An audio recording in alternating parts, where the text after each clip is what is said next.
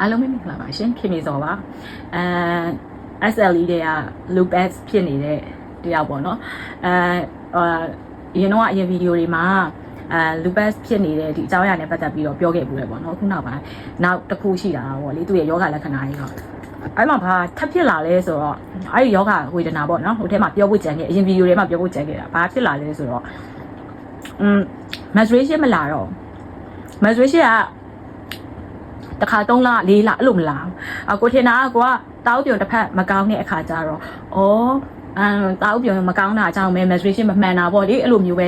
ဖြစ်တာဒါပေမဲ့ဘလို့ဖြစ်လာလဲဆိုတော့သူမလာတော့3-4လလောက်စက်တိုက်မလာတော့ပဲနဲ့အဲ့လိုတွေဖြစ်သွားရာသီမလာတော့ပေါ့ဒါ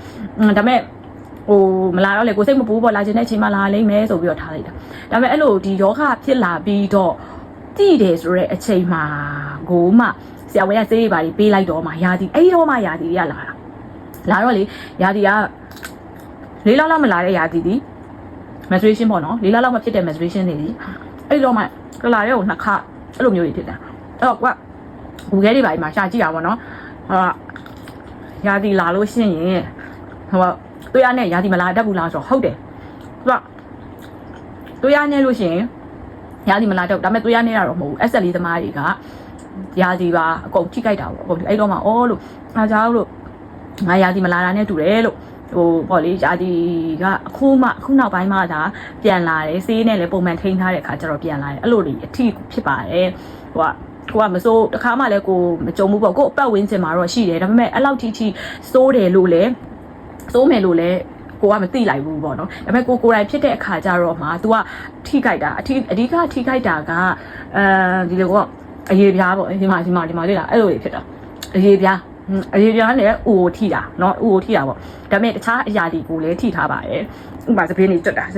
ဒါအခုနည်းနည်းတော်တော်ကြီးပြန်ကောင်းလာတာပြီးတော့မျက်နှာတွေဆိုလည်းအဲ့လိုချောင်ကြားသွားအရန်ဝါတာရှိတယ်ပိန်တာရှိတယ်ကိုအတိဆိုလို့ရှိရင်အရန်ဝတ်တက်သွားတာကိုကကြတော့ပိန်ချုံမိကြံခဲ့တယ်ပြီးတော့ဒါပေမဲ့အသက်အန္တရာယ်အရင်ကြီးဖြစ်လောက်စီမဲ့ organs တွေကိုမထိတာပဲကျေးဇူးတင်ရမယ်ပေါ့နော်အခုဆို stretch ဘယ်လိုခေါ်မလဲရောအောင်လဲနေတယ်ပြီးတော့ဟိုပျော်ပါပဲနေတယ်ခေါင်းထဲမှာဘာမှမလုပ်ဘူးကိုလုံနေတဲ့အလုပ်တွေကိုလည်း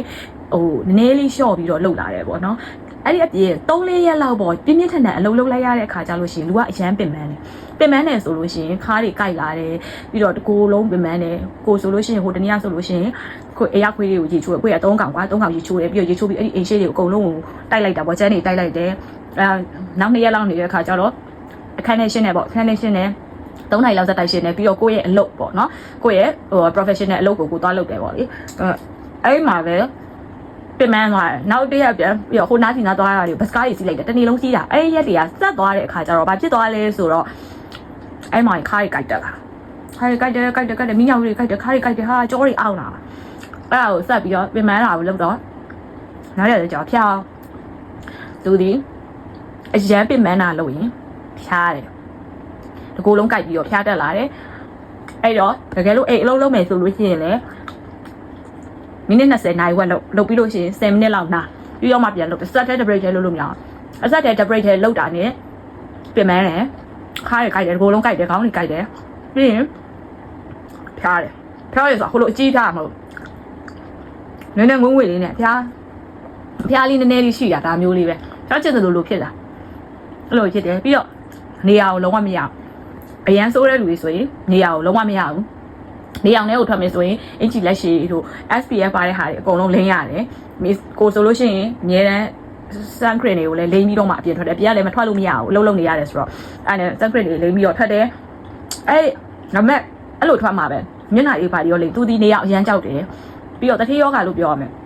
အေးစစ်ငင်းစစ်အရန်ပြင်မလုပ်လို့မရတဲ့ဟာတွေမှာပါတယ်နောက်တစ်ခုရှိတာကဂျင်စော့တာအားကစားကိုလက်လှုပ်ရှားကိုယောဂကျင့်တာတို့ဘာလို့လိုမျိုးပေါ့အရန် heavy အလေးမားတာတွေမဟုတ်ဘဲနဲ့ပုံမှန် regular exercise ကတော့လိုတယ်ဘာလို့လဲအဲ့လိုမှမဟုတ်လို့ရှိရင်ပို့ပြီးတော့နာကျင်မယ်ပို့ပြီးတော့ခက်ခဲမယ်ပေါ့လေအဲ့လိုဖြစ်မယ်ဘာဖြစ်လို့လဲဆိုတော့လေ့ကျင့်ခန်းလုပ်တာဒီ relax ကို short စေတဲ့အခါကျတော့ကိုယ့်အတွက်ကိုအကျိုးရှိတယ်ပေါ့နော်အဲ့လိုမျိုးလေးတွေလည်းရှိတယ်အဲ့တော့ ဟိုဒါကိုဖြစ်နေတဲ့ယောဂတွေကိုကိုကတစ်စင်မျှဝေပေးတာပေါ့ကိုနဲ့တူတဲ့လူတွေလည်းရှိလိမ့်မယ်ကိုလိုဖြစ်နေတဲ့လူတွေလည်းရှိလိမ့်မယ်ပေါ့နော်ဒါကတော့ကိုဘယ်လိုနေထိုင်နေတယ်ကိုမှဘယ်လိုလက္ခဏာတွေပြလဲဆိုတာသိစေခြင်းရောမျှဝေခြင်းရောနဲ့ကိုကပြတာပေါ့နော်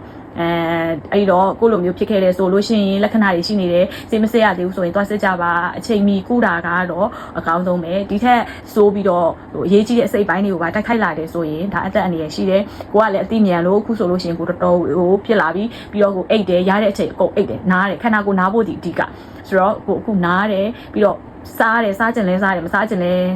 စားတယ်ပေါ့နော်ဘာဖြစ်လို့ဆိုတော့စားမှသာအဖြစ်မယ်ဆိုတဲ့အတွက်ကိုစားပါတယ်အဲ့လိုမျိုးကိုဘဝကိုနေတယ်